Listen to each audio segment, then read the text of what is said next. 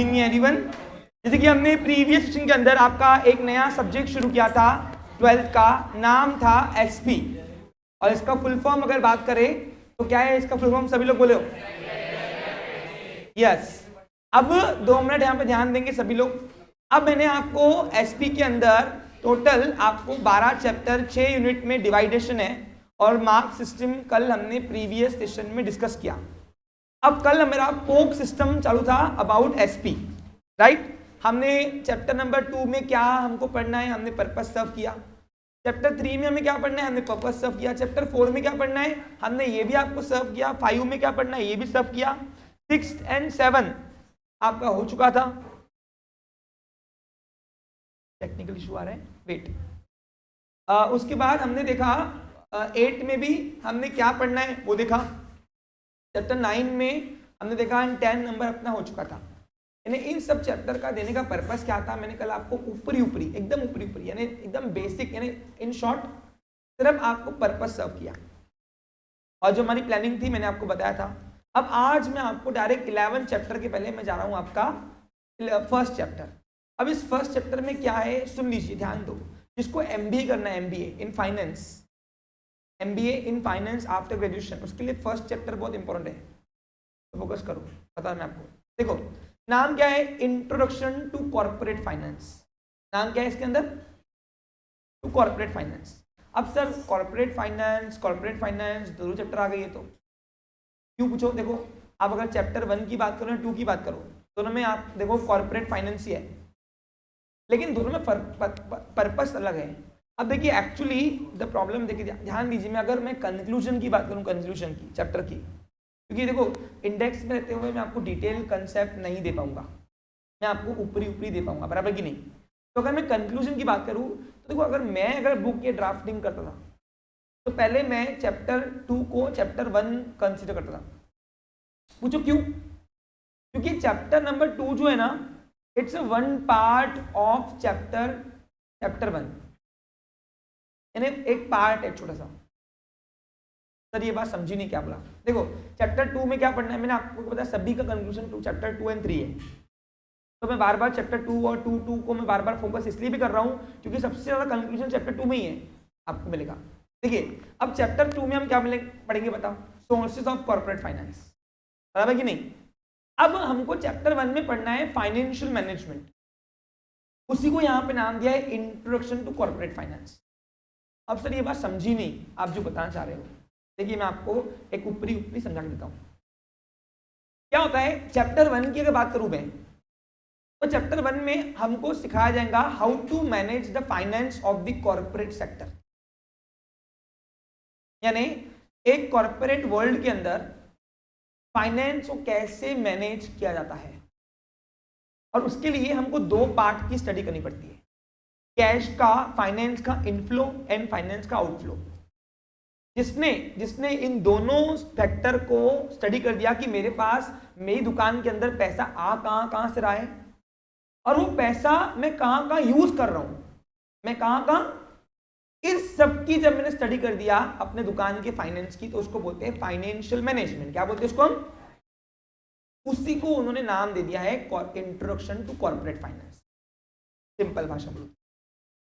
यानी अगर मैं ये बुक ड्राफ्ट करता था एज पर मेरी रिक्वायरमेंट के हिसाब से, अगर बुकिंग ड्राफ्ट होती थी तो मैं इसका नाम इंट्रोडक्शन टू कॉर्पोरेट फाइनेंस लिखता था, मैं लिखता था फाइनेंशियल मैनेजमेंट।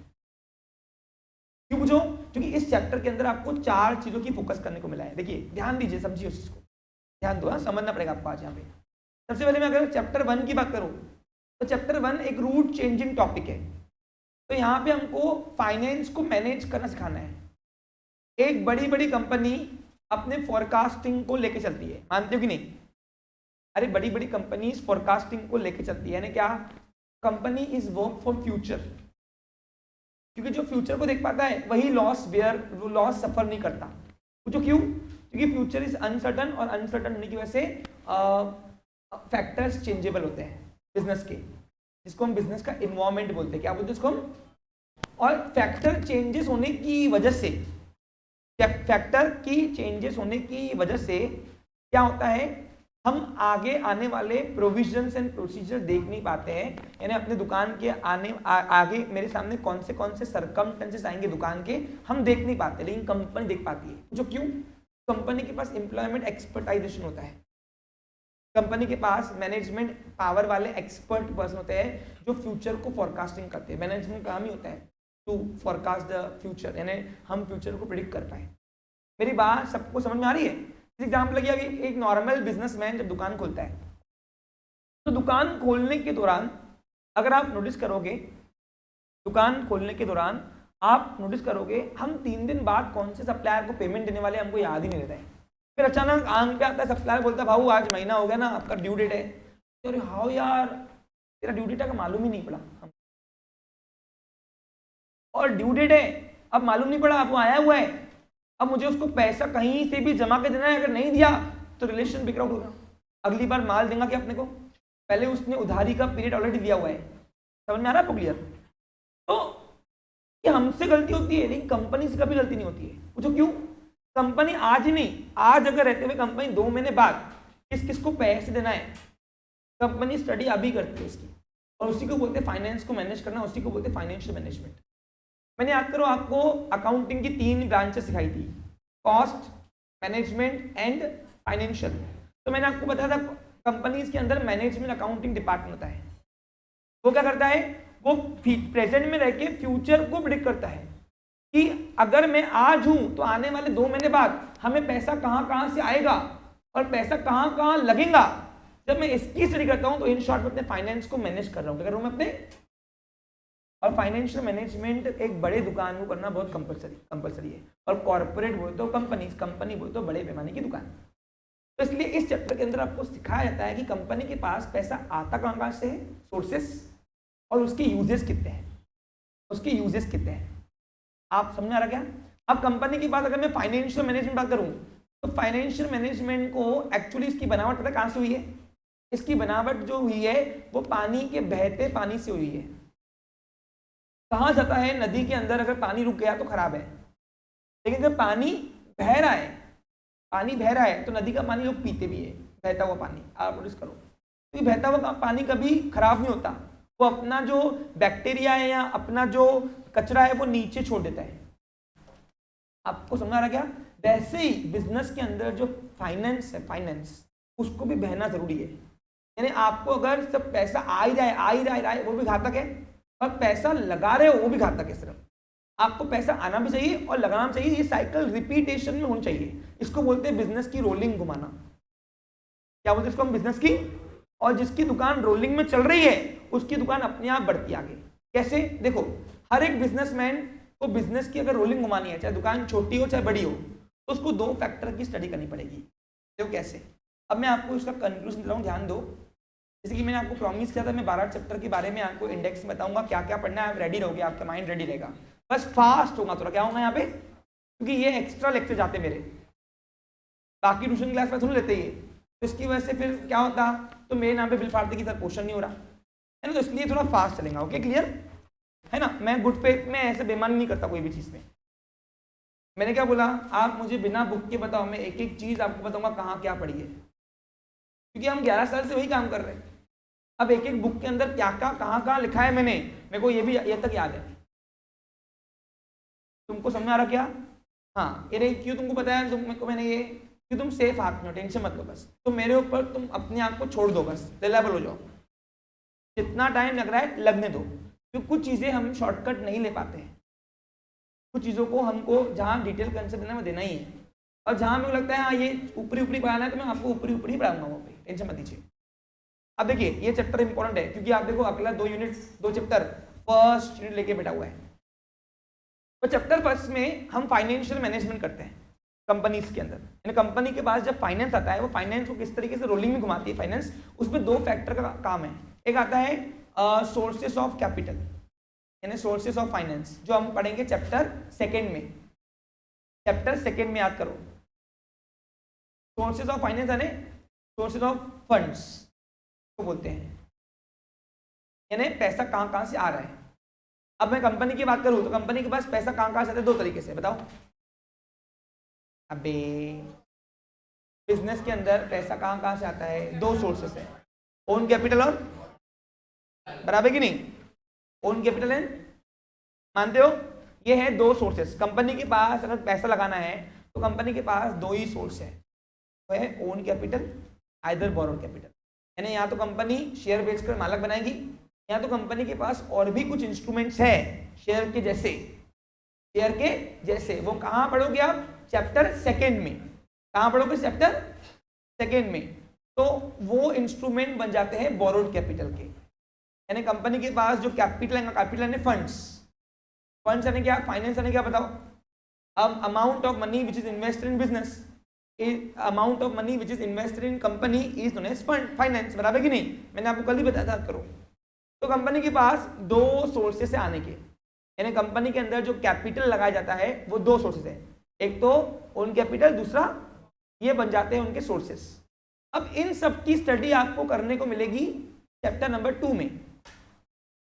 चैप्टर 2 में जब मैं आपको चैप्टर 2 पढ़ाऊंगा ना और उसके बाद में आपको 1 पढ़ाऊंगा ना, तो आपको चैप्टर एकदम चिल्लर लगेगा, चिल्लर। लेकिन अगर कोई बच्चा डायरेक्ट इसको फर्स्ट नंबर पढ़ेगा, उसके लिए भूल भुले होगा, क्योंकि उसने पढ़ाई नहीं है एक पार्ट, दोनों पार्ट हाथ में आ जाएंगे तो कैसे होगा? आपको समझ रहा है मैं ड्राफ्टिंग ऐसे क्यों बता रहा हूं मैं आपको? यानी ड्राफ्टिंग प्रॉपर पेपर, आपके बुक की ड्राफ्टिंग प्रॉपर नहीं की गई है। क्यों पूछो? क्योंकि अगर आप डायरेक्ट चैप्टर फर्स्ट पढ़ोगे तो आपको सब ऊपर से जाएगा, लेकिन जैसे ही आपने चैप्टर सेकेंड पढ़ दिया तो आपने इन शॉर्ट एक हाथ क्लियर कर दिया है। ये दो हाथ है चैप्टर 1 के। बोलो कौन कौन से? सोर्सेज ऑफ फंड और दूसरा आता है यूजेस ऑफ फंड। यानी दुकान के अंदर कैपिटल कहाँ कहाँ से आता है पहली स्टडी करें तो उसको बोलते हैं सोर्सेज ऑफ फंड। अब पैसा आते गया आते गया आते गया, वो भी घातक है। पूछो क्यों? क्योंकि पैसा जो आया है उसके पीछे रिटर्न रिवॉर्ड चालू है, और वो रिटर्न रिवॉर्ड जमा करने के लिए उनका एंगेजमेंट जरूरी है ना। अरे सिंपल है, देखो सिंपल है। मैं अब दुकान खोल रहा हूँ, मैं दुकान खोल रहा हूँ। अब मैं दुकान खोलने के बाद मैंने बोला ओए मेरे को कर्जा कौन देता रहे? तो मेरे पास योगेश आया, बोलता था मैं 2 लाख रुपए कर्जा, लेकिन 12% ब्याज लगेगा साल का। ना कोई बात नहीं, ठीक है दे दे। अब 2 लाख रुपए उससे मैं लेके बैठ गया। बताओ ये मेरा क्या हुआ? सोर्सेज ऑफ फंड हुआ कि यूज हुआ? तो मेरी दुकान के लिए सोर्सेज ऑफ फंड हुआ, बराबर कि नहीं? अब ये पैसा आके मैंने रख दिया, देखेंगे लगाएंगे लगाएंगे लगाएंगे लगाएंगे, तो बताओ इसके पीछे के जो खर्चे वो मेरे लागू हुए ना। तो मेरा काम क्या बनता है कि पैसा आया इंपॉर्टेंट है, उसी प्रकार धंधे में पैसा लगाना भी है। क्योंकि धंधे में जब पैसा लगाएंगा तो वो रीजनरेट कैपिटल करेगा। क्या करेगा वो रीजनरेट करते करते हमारा एक भवंडर बनता है, उसको बोलते हैं रोलिंग घुमाना। क्या बोलते हैं उसको हम? वो रोलिंग जब एक बार घूम गई हमारी तो तुम्हारा अपने आप बिजनेस को वो भवंडर ऊपर लेके आता है। अब कैसे? देखो ध्यान दो, फास्ट तो नहीं हो रहा है, सबको मेरी बात समझ में आ रही है? देखो अब यहाँ पे दुकान के अंदर, दुकान चाहे कंपनी हो चाहे अपनी हो, सोल ट्रेडिंग की दुकान के अंदर ये 2 फैक्टर की स्टडी सभी ने करना। मैं बोलता जिसको ये करते नहीं आया वो बेकार है, उसका काम बेकार है, उसका धंधा कभी बढ़ना ही नहीं है। बता रहा मैं आपको। इसको हम अपने पापा लोग जो है ना, बड़े लोग, इसको रोलिंग घुमाना बोलते हैं। असल में रोलिंग किसको बोलते हैं? यही है आपको जो बताया जा रहा है। आपको समझा कि क्लियर? आपने कभी मार्केट में सुना है यार रोलिंग ही नहीं घूम रही है? और जिस धंधे की रोलिंग नहीं घूम रही है, यानी इसका मतलब क्या है कि वो कैपिटल रीजनरेट नहीं कर पा रहा है, और रीजनरेट नहीं कर पा रहा कैपिटल, यानी इसका मतलब क्या हुआ? वो इसका मतलब है कि उसका बिजनेस ग्रोथ में, एक्सपांशन में नहीं आएगा, या तो वो स्टैटिक रहेगा या तो डाउन रहेगा। कैसे? देखो अब मैं आपको बता रहा हूँ। पहले मैं लिख रहा हूँ यूजेस ऑफ फाइनेंस। तो इस चैप्टर के अंदर आपको 2 फैक्टर का स्टडी करना है। पहला इनफ्लो ऑफ कैश बोलते हैं इसको, और आउटफ्लो ऑफ कैश बोलते हैं। इनफ्लो को बोलते हैं सोर्सेज ऑफ फंड्स या फाइनेंस, और आउटफ्लो को बोलते हैं यूजेस ऑफ फंड्स या फाइनेंस।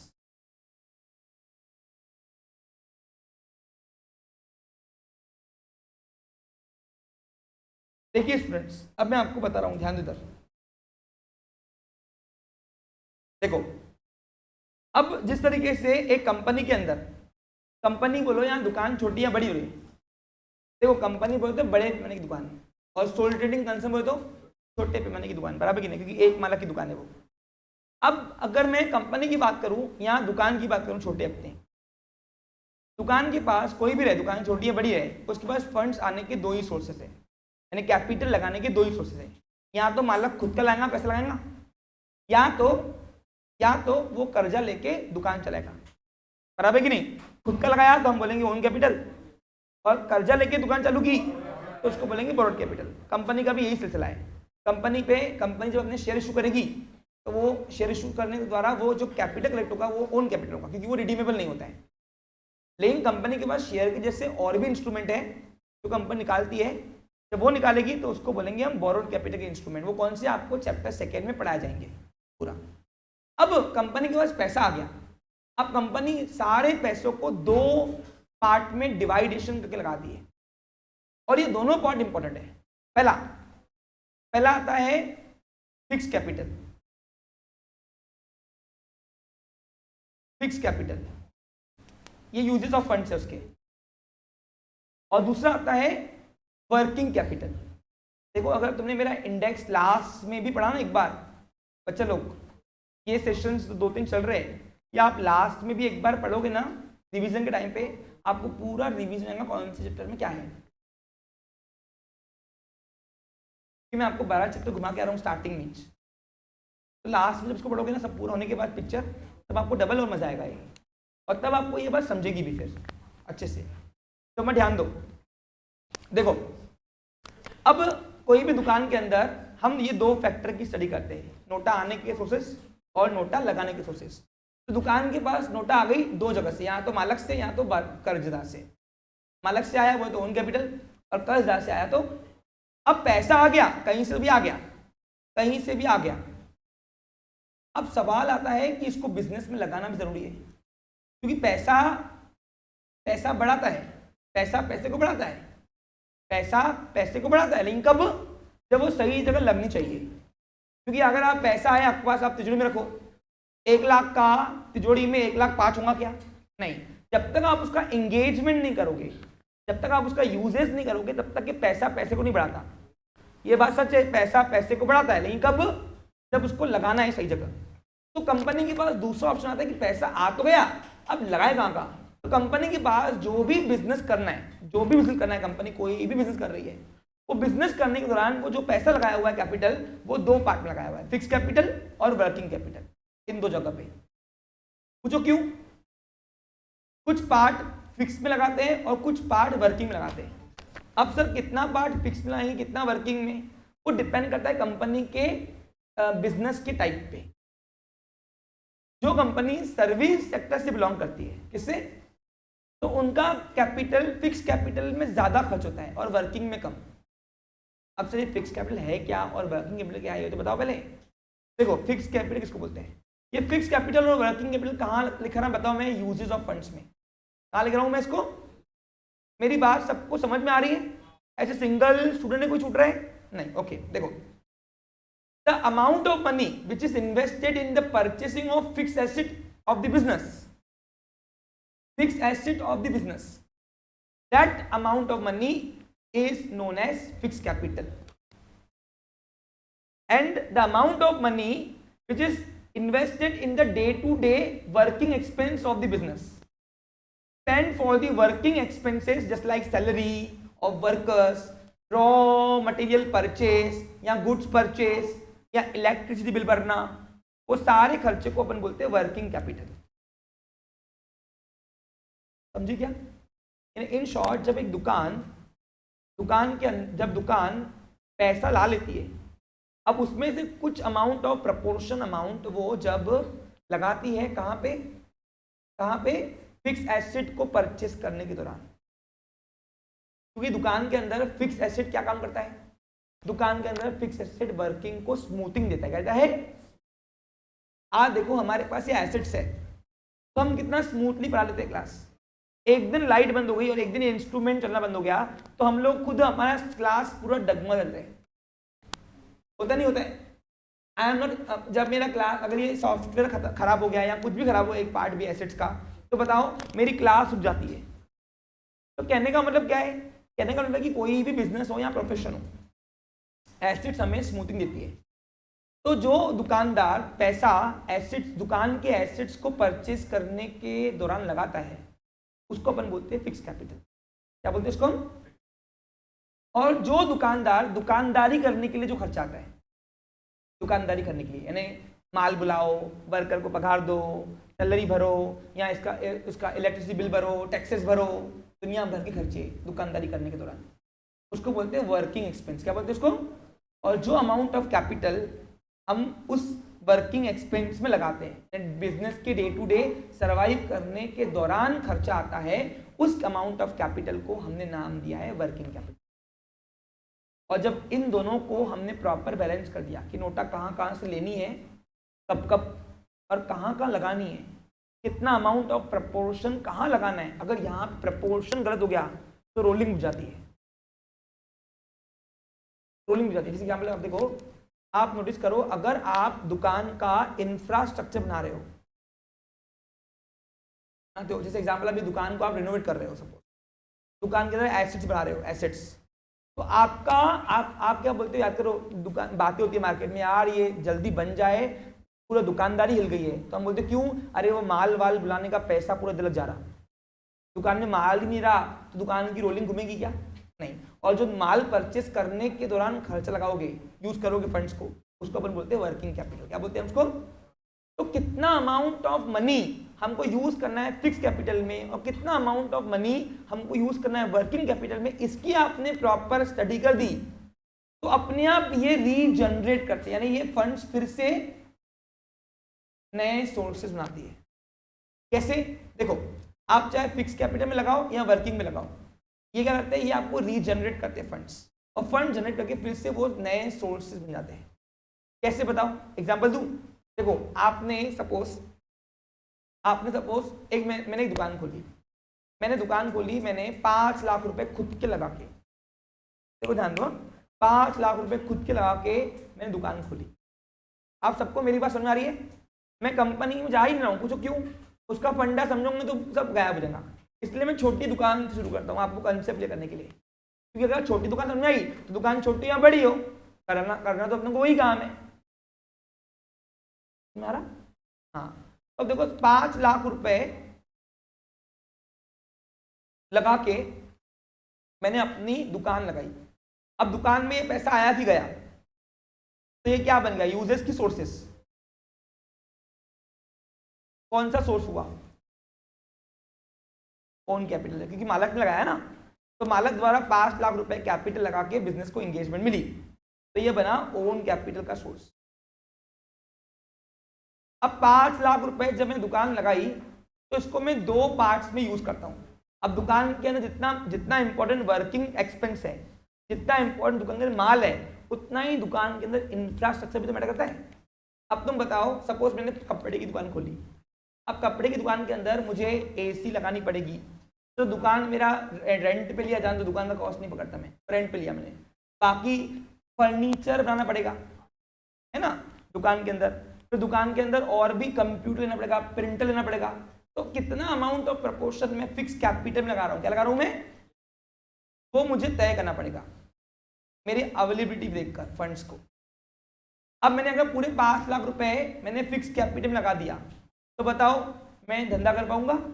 नहीं। तो मुझे डिसाइड करना पड़ेगा कितना अमाउंट ऑफ प्रपोर्शन मुझे फिक्स कैपिटल में लगाना पड़ेगा और कितना अमाउंट ऑफ प्रपोर्शन मुझे वर्किंग में लगाना पड़ेगा, कि नहीं?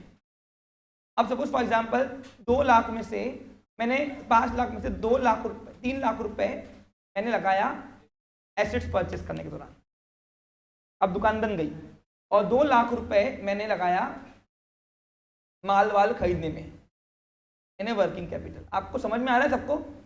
देखो, फर्स्ट डे पे ही मैं आपको पर्पस दे रहा हूं, आप चैप्टर नहीं पढ़ोगे लेकिन आपको चैप्टर के अंदर क्या पढ़ने को मिलेगा आपको पता है, ध्यान रखो इधर। और जब मैं चैप्टर की शुरुआत करूंगा तो आपसे पूछूंगा, याद रखना। अब क्या होगा? अब ये दोनों फंड्स मिलकर बिजनेस में एंगेज हो गए, क्या हो गए? अब ये एंगेजमेंट होके मुझे वो प्रॉफिट देंगे, क्या देंगे? क्या देंगे या लॉस देंगे? अरे भाई, इससे मैं बिजनेस एक्टिविटी परफॉर्म करूंगा, आइदर प्रॉफिट देंगे या लॉस देंगे, या तो धंधा बढ़ेगा या तो लॉस में आएगा, बराबर है कि नहीं? अब याद करो, आपने फाइनल अकाउंट बनाया हुआ है। अब सपोज ये दोनों फंड्स में मैंने प्रपोज लगा के मैंने साल भर में कमाया सपोज 80,000 रुपए, कितना कमाया? अब 80,000 तो हकदार हूं ना मैं, तो 1 लाख बोलते हैं, 20% कमाई रखूं, अब 5 लाख रुपए की इन्वेस्ट करके साल भर में अगर 1 लाख नहीं कमाना तो फिर तो कोई काम का ही नहीं बिजनेस मेरा। 20 लाख, 5 लाख का 20% 1 लाख होता, बराबर कि नहीं। अब याद करो, आपने फाइनल अकाउंट बनाया हुआ है, नेट प्रॉफिट किस में ऐड करते हो। अब सपोज ये 2021 में मैंने धंधा शुरू किया होगा, तो जैसे ही ये नेट 1 लाख का प्रॉफिट हुआ तो 2022 का मेरा नया सोर्स ओपनिंग कैपिटल कितना रहेगा, 6 लाख रुपए। क्या किया, क्या किया, ये देखो क्या किया, ये क्या किया, इसने यूजेस ऑफ प्रॉपर फंड्स ने नया कैपिटल रीजनरेट करके नए सोर्सेज बनाए। क्या बनाए, और सोर्सेज बनने के बाद अब फिर मैं जब 2022 की बात करूं तो मैं 2022 में इन शॉर्ट कितना पैसा लगा रहा हूं, 6 लाख लगा रहा हूं मैं। अब 6 लाख में से कितना मैंने प्रपोर्शन लगाया है फिक्स में, कितना वर्किंग में, वो डिफरेंट मैटर है। वो कंडीशन देखकर मुझे देखना पड़ेगा कि किस पे लगाना चाहिए जरूरी है मेरे को। फिर ये क्या करेंगे, फिर ये नया प्रॉफिट आएगा, फिर ये नया सोर्स बनाएंगे। इस तरीके से क्या होगा, इस तरीके से मेरी साइकिल जो है ना इस तरीके से चलेगी कुछ। इसको बोलते हैं बिजनेस की रोलिंग घुमाना। ये इस तरीके से मेरा बिजनेस जो है ना वो ऊपर आते वो बिजनेस को रोलिंग घुमाएंगे। कैसे, देखो ये यहाँ पे आते हैं सोर्सेस ऑफ फंड्स। आपका बिजनेस इस तरीके से ग्रोथ करता है। अब जिसका बेस लेवल क्लियर है कॉमर्स में, उसी को मेरी बात समझ में आ रही होगी। यानी इसके लिए आपको सिर्फ एसपी आना जरूरी नहीं है कि आपको अकाउंट्स भी इंडायरेक्ट आना जरूरी है, क्योंकि किसी को पता था ना नेट प्रॉफिट कैपिटल में ऐड होता है, इसलिए फाइनल आना जरूरी है। यूजेस ऑफ फंड्स, ये देखो फिर ये यूजेस प्रॉपर कर दिया हमने, कितना अमाउंट ऑफ प्रपोर्शन फिक्स में लगाना है, कितना कैपिटल वर्किंग में लगाना है, ये हमें पता चल गया, प्रॉपर चल गया। तो फिर ये नए कैपिटल रीजन करेगा, फिर हम नए सोर्स लेके आएंगे। फिर सोर्सेस क्या करेंगे, हम उसको यूजेस करेंगे, फिर यूजेस करके नए सोर्स बनेंगे। वो इस तरीके से हमारा सोर्सेस यूजेस करते करते हमारा जो बिजनेस है वो एक भवंडर की तरह ऊपर जाता है। क्या कहता है, तो बोलते हैं ग्रोथ स्टेज। और यही है फाइनेंशियल मैनेजमेंट, और यही आपको चैप्टर 1 में सिखाया जाएगा। कब, कौन से फैक्टर के चेंज होने से वर्किंग में लगाना पैसा, और कौन से फैक्टर के अंदर चेंज होने से फिक्स कैपिटल लगाना, क्योंकि फैक्टर्स आर चेंजेबल। फैक्टर्स किसको बोलते हैं, जिसके सराउंडिंग में हमारा बिजनेस पलता है, उसको बोलते हैं बिजनेस इन्वायरमेंट। क्या बोलते हैं उसको हम, example change in government policies क्या है, it's a factor of business, क्योंकि मेरे बिजनेस को अफेक्ट कर रहा है। हर वो चीज जो मेरे धंधे को अफेक्ट करेगा, मेरे बिजनेस को अफेक्ट करेगा, वो सारे बन जाते हैं फैक्टर। और कौन से फैक्टर चेंज होने से कौन से कैपिटल में इन्वेस्ट करना या कौन से सोर्सेस लेना। कभी जरूरी नहीं कि हमेशा ओन कैपिटल पड़ता, कभी कभी आपको बोरोड कैपिटल पड़ता है। कैसे, अगर आपको कम रेट ऑफ इंटरेस्ट मिल रहा है तो आप वही ओन कैपिटल बाहर जगह लगाओ ना, आपको वहां से रिटर्न अच्छा आएगा, आप आधा अमाउंट को दे दो। एग्जाम्पल अभी देखो, मेरे पास 10 लाख पड़े, मेरे को धंधे में लगाना है, लेकिन क्या हुआ, मेरा एक फ्रेंड है, बोलता है यार मेरे पास पैसे से पड़े, क्या करूं, मेरे को दे दे। मतलब कितने देगा ब्याज, मतलब 6% लेना साल का। अब 6% साल का मैंने उससे ब्याज 10%, अब आधा % महीने का कभी पुड़ता, तो मैं करूंगा अब ओन कैपिटल प्रेफर न करते हुए बोरोड ले लूंगा। क्यों, क्योंकि उसका वर्किंग एक्सपेंस कम है। क्या है उसका, और यही क्या करूंगा, ये 10 लाख रुपए में कंपनी के शेयर या म्यूचुअल फंड लगा दूंगा, जिससे क्या होगा, उसका रिटर्न मुझे ज्यादा आएगा, उसको कुछ अमाउंट में इंटरेस्ट दे दूंगा। इससे क्या होगा, हमेशा ओन कैपिटल नहीं टूटता, पैसा हमेशा तुम्हारे पास है, लेकिन जरूरी नहीं तुम लगाओ। तुमको अगर बाहर से कम ब्याज में पैसा मिल रहा है तो you should prefer borrowed capital, तो सोर्स बन गया बोरोड कैपिटल। इस तरीके से कौन से फैक्टर के चिन्ह से, अब याद करो आरबीआई रेपो रेट कम करती है, तो ये भी एक फैक्टर है कि नहीं बिजनेस का। तो ये फैक्टर से हम लोग बोरोड कैपिटल ज्यादा प्रेफर करते हैं ना। फिर याद है आपको, अब रेपो रेट आपको पढ़ाया हुआ है, मैंने पढ़ाया हुआ है, और इकोनॉमिक में आपको कंचन मैम ने पढ़ाया हुआ है, सेंट्रल बैंक में हुआ ना आपका, repurchase rate, repo rate, reverse repo rate, नहीं हुआ है। ओके, तो मैं आपको पढ़ाऊंगा, डोंट वरी अबाउट। कहां पढ़ेंगे बोलो, एसपी में, चैप्टर 11 में, चैप्टर 11 में। हाँ देखो अभी तो इन शॉर्ट अगर मैं कंक्लूजन की बात करूं तो इस चैप्टर में आपको दो ही फैक्टर की स्टडी करनी है, sources of fund and uses of fund. दुकान में पैसा कहाँ से आएगा इसकी स्टडी करो, और कहाँ लगाना है, कितना अमाउंट ऑफ प्रपोर्शन लगाना है, उसको बोलते हैं वर्किंग कैपिटल। अब देखो याद करो, आपको मालूम है तुम्हारी प्रीमाइसेस को बनने में कम से कम नहीं तो भी 4 से 5 साल लग गए। रीजन क्या था कि ऑर्गेनाइज एज ए डायरेक्टर, बतौर डायरेक्टर मेरी एक ऑब्लिगेशन था कि मैं पूरा पैसा फिक्स में इन्वेस्ट ना करूं। पूछो क्यों? देखो अगर मैं पूरा पैसा फिक्स में इन्वेस्ट कर देता था तो मुझे वर्किंग कैपिटल के लिए फंड्स नहीं होते थे, और वर्किंग कैपिटल के फंड नहीं होते थे तो तुम्हारा मैन पावर कहाँ से आता था, तुम्हारी नोट्स कहाँ से बनाता था? अरे मैन पावर बोले तो तुम्हारे टीचर्स। अब टीचर्स को सैलरी देनी पड़ेगी ना, तो मेरे लिए एक सबसे बड़ा चैलेंज ये था कि जो ऑर्गेनाइजेशन में फंड्स आ रहे हैं उसको कैसे डिस्ट्रीब्यूट करना है, कितना amount of money proportional distribute करना है। ये तो अच्छी बात है कि हमारा जो मैन पावर है बहुत सपोर्टिव है। जब यहाँ पे इंफ्रास्ट्रक्चर तुम्हारा बन रहा था ना, यानी फिक्स कैपिटल में इन्वेस्टमेंट प्रपोर्शन तब बढ़ गया था, उस टाइम पे कंचन मैम ने 3 साल की सैलरी लेनी थी, पेंडिंग थी इनकी।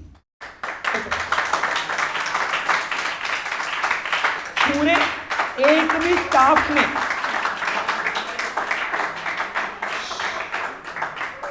स्टाफ ने यहां से वर्किंग कैपिटल नहीं लिया, और तब जाके इतना बड़ा प्रोजेक्ट ये बन पा रहा। आपको समझा क्या? हाँ, और मैंने इन सब की सैलरी नील की है प्रीवियस ईयर। सोचो उनके 3 साल के वाउचर एक साथ सब फाड़े मैंने अभी चला। तो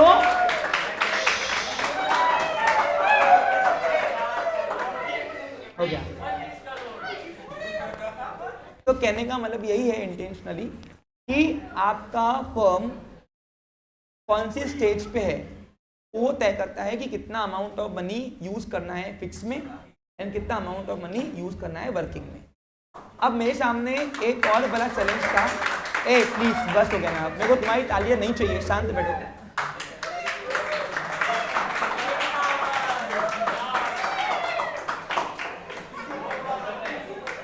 ओके चलिए, हाँ, the employee salary is a part of working capital. क्या हुआ वो? Use in working capital. Okay clear? Okay, hopefully आप समझ गए होंगे, और इसीलिए फर्नेस कॉमर्स क्लास पूरा रेडी हो पाया ओन कैपिटल पे। बोरोड अमाउंट हमने बहुत ऊपर नहीं के बराबर किया। ओके चलिए स्टूडेंट्स, आपकी रिकॉर्डिंग चालू है। मैं आप सभी से रिक्वेस्ट करूंगा, ऐसे हरकतें बिल्कुल चाहिए नहीं मेरे को। Okay clear? चलिए अब यहाँ पे ध्यान देंगे बच्चा लोग। हाँ, तो ये चैप्टर में आपको बस यही सीखने को मिलेगा और कुछ नहीं। क्लियर? अब आते हैं चैप्टर नंबर 11।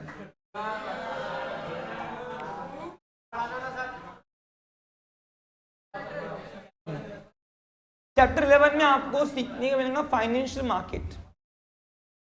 क्या है सर? ये सुन लीजिए, ध्यान दो। देखिए इसका कनेक्शन जो है ना वो इनडायरेक्टली किससे पता है आपको? चैप्टर 1 से। सुन लीजिए क्यों, ध्यान दो। एक कंपनी के पास या दुकान के पास पैसा कहाँ से आता है? फंड्स कहाँ से आता है? उसके लिए 2 टाइप के मार्केट बनाए गए हैं।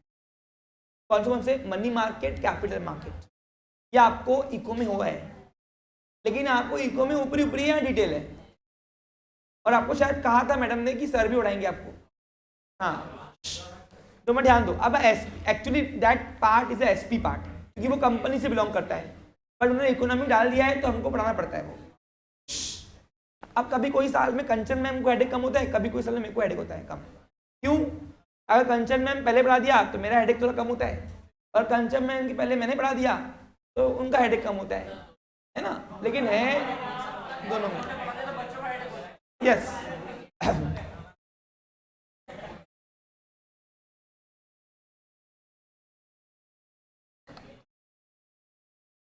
देखिए,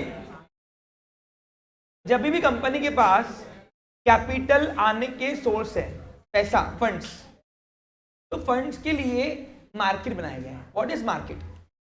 देखो, मार्केट कई प्रकार के होते हैं, लेकिन दो मार्केट मुख्य तौर पे देखे जाते हैं।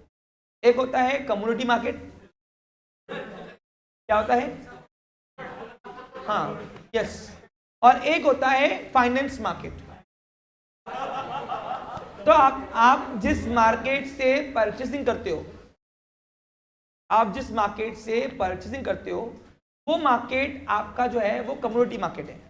एग्जाम्पल देखिए, आप अगर कपड़ा मार्केट जाओगे तो आपको कपड़ा मिलेगा, आप अगर किराना मार्केट जाओगे तो आपको किराना मिलेगा, आइटम्स। आप सब्जी मंडी जाओगे तो आपको सब्जियां मिलेगी।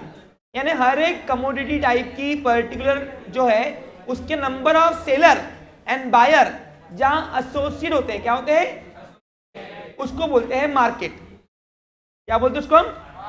देखो, हम स्पष्ट भाषा में समझा रहा हूं, समझ लीजिए। जहां पे number of buyer and sellers, यानी लेने वाले और देने वाले एसोसिएट हो गए, उस प्लेस को हमने मार्केट कहा।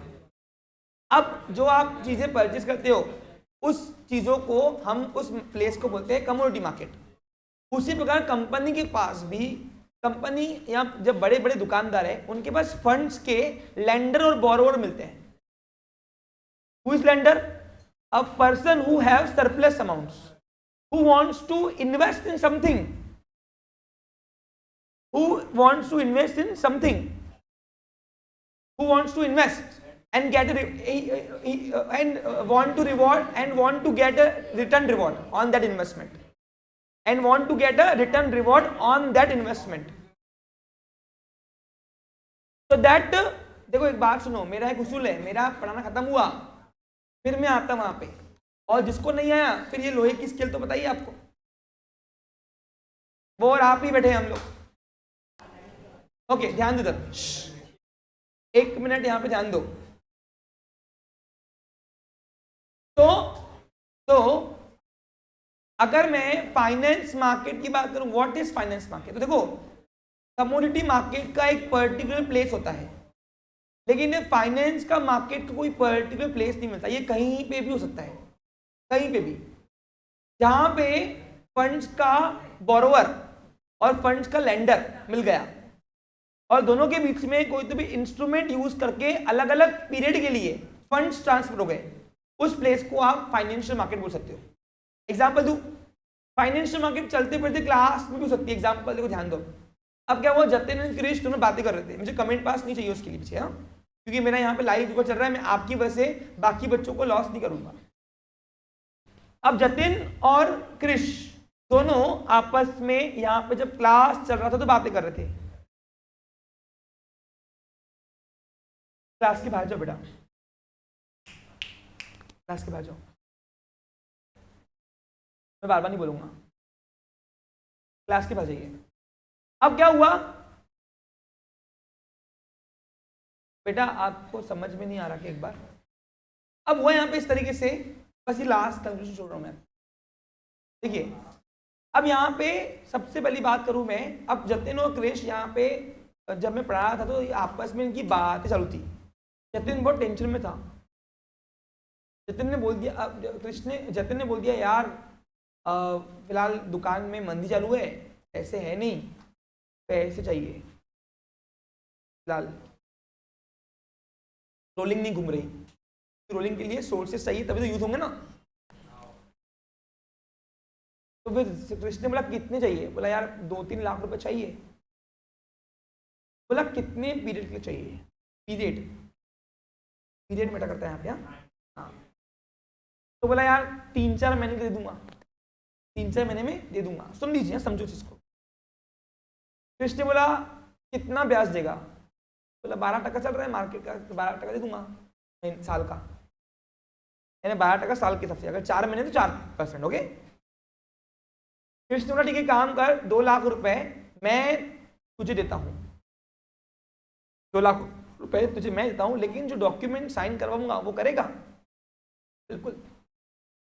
तो कुछ रिकॉग्नाइज डॉक्यूमेंट है गवर्नमेंट के पॉइंट ऑफ व्यू से, वो रिकॉग्नाइज डॉक्यूमेंट से एक डॉक्यूमेंट कृष्ण ने लाई, बनवाई, यहीं पे लिखी उसने, रेवेन्यू स्टैम्प लगा दिया और लगाने के बाद उसने बोला इसको साइन कर, 2 लाख रुपए मुझसे ले ले ब्याज पे चालू, 4 महीने बाद वापस दे देना। तूने बोला हुआ है ना 4 महीने, लिख दिया, 4 महीने बाद जतिन मुझे 2 लाख रुपए दे देगा वापस, और 4% इंटरेस्ट के साथ। अगर 12% साल का तो 4 महीने का 4%। ओके, अब इस तरीके से क्या हुआ, जतिन और क्रिश ने यही ट्यूशन क्लास में बैठे बैठे एक डील कर दी। क्या कर दी? अब बताओ, यहां पे 2 पर्सन मिल गए, एक लेंडर एक बोरोवर। एक लेंडर कौन है? क्रिश। और बोरोवर कौन है? लेने वाला यानी जतिन। तो जब लेंडर और बोरोवर के बीच में फंड ट्रांसफर हुआ, कोई तो भी इंस्ट्रूमेंट यूज करके, बन गया यही प्लेस फाइनेंशियल मार्केट। बन गया यही प्लेस फाइनेंशियल मार्केट। यानी कम्युनिटी मार्केट एक स्पेसिफिक एरिया के अंदर आती है, आपको वहीं जाके डील करनी पड़ती है। लेकिन फाइनेंशियल मार्केट में जहां लेंडर बोरोवर मिल गया और फंड ट्रांसफर हो गए, लेकिन कुछ इंस्ट्रूमेंट बनाया, क्या बनाया उसके लिए, वो यूज हो गए। अगर यूज हो गए तो वही प्लेस बन जाती है फाइनेंशियल मार्केट। यानी फाइनेंशियल मार्केट की कोई प्लेस स्पेसिफिकेशन नहीं है। यहां क्लास में बैठे बैठे इन्होंने 2 लाख रुपए वाटअप कर दिए। अब 2 लाख रुपए उसने वाटअप कर दिए, उसने दे दिए, उसने ब्याज पे चढ़ाया, इसने ब्याज पे ले भी लिए और कोई तो भी डॉक्यूमेंट साइन भी करके दे दिया उसने हाथों हाथ। तो ये क्लासरूम बन गया तुम्हारा फाइनेंशियल मार्केट। तो इस तरीके से ऐसी कोई भी प्लेस जहां पे लेंडर और बोरोवर एसोसिएट हो गए, क्या हो गए, और फंड का ट्रांसफर हुआ कोई तो भी इंस्ट्रूमेंट यूज करके, वही प्लेस बन जाती है आपकी फाइनेंशियल। सिंपल है। अब फाइनेंशियल मार्केट के अंदर जो लेंडर और बोरोवर है, लेंडर और बोरोवर है, क्या है, वो लेंडर और बोरोवर जो है वो अलग अलग पीरियड के लिए अपने फंड्स को ट्रांसफर करते हैं। अगर फंड्स 1 साल के अंदर के लिए ट्रांसफर हुआ है तो वही प्लेस बन जाती है फाइनेंशियल मार्केट की मनी मार्केट। और अगर 1 साल के ऊपर का ब्याज दिया, ब्याज पे पैसे दिए, तो यही प्लेस बन जाएंगी फाइनेंशियल मार्केट की कैपिटल मार्केट। यानी in short financial market 2 types की मार्केट चलते हैं। फंड्स के लिए जो मूवमेंट होती है, फंड ट्रांसफर होता है, जहां पे लेंडर और बोरोवर मिलता है, वो फाइनेंशियल मार्केट को 2 पार्ट में देखा गया है। पहला आता है प्राइमरी मार्केट और दूसरा आता है capital market. What is primary market? ध्यान दो, money market.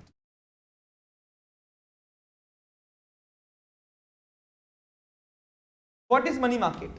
The market, the place in which funds lend and borrow within the year by using some instrument,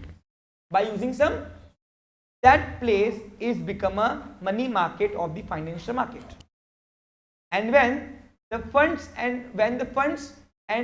funds are lent and borrowed above the 1 year, more than 1 year, that place is known as capital market of financial market। बस यही है। तो in short finance के लिए money market और capital market 2 type के market बनाए गए। अब साजिद के मन में आएगा कि सर यहाँ पे मनी मार्केट और कैपिटल मार्केट बन सकता है। बिल्कुल, प्लेस कोई भी रही जहाँ पे पैसा 1 साल के ऊपर के लिए लैंड हुआ और बोरोड हुआ, लैंड यानी देना और बोरोड लेना, तो वही प्लेस बन जाती है कैपिटल मार्केट। और अगर 1 साल के नीचे का हुआ तो बन जाती है मनी मार्केट। और दोनों के लिए लॉ ने कुछ इंस्ट्रूमेंट बनाए, यानी डॉक्यूमेंट बनाई, वो डॉक्यूमेंट्री वर्क करके आप यूज करोगे तब भी जाके आप उस प्लेस को मनी मार्केट और कैपिटल मार्केट बोलोगे। और वो दोनों के इंस्ट्रूमेंट डिफरेंट है। और इसी से चैप्टर के अंदर आपको रेपो रेट भी सिखाया जाएगा। इसी चैप्टर के अंदर आपको रेपो रेट भी सिखाया जाएगा। मैंने सिखाया आपको इंस्ट्रूमेंट्स नहीं। तो मनी मार्केट के और कैपिटल मार्केट के इंस्ट्रूमेंट्स है, क्या है। अब सर इंस्ट्रूमेंट क्या है? इंस्ट्रूमेंट का मतलब होता है डॉक्यूमेंटेशन वर्क जो लॉ ने रिकॉग्नाइज किए। अब देखो, अगर कृष्ण ने और जतिन ने यही ट्यूशन क्लास के अंदर 1 साल के अंदर के लिए लोन दिया, एक ने दिया एक ने लिया, तो बताओ यही प्लेस क्या बन गई?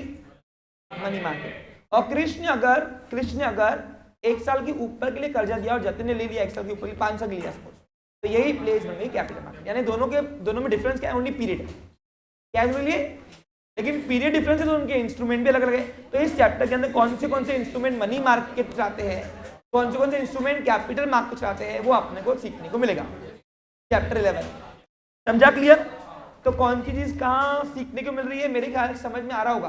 अब मैंने एक भी बुक खोली क्या, नीड ही नहीं है, नीड ही नहीं है भैया, समझा आपको क्लियर। चलिए, तो कौन से चैप्टर में क्या सीखने को मिल रहा है, होपफुली आप समझ रहे होंगे। बाकी कल देखते हैं, कल आपका पेपर पैटर्न कंप्लीट जाएगा। बाकी एक ही चैप्टर में आना है मेरे को 12। Okay clear, have a nice day, take care.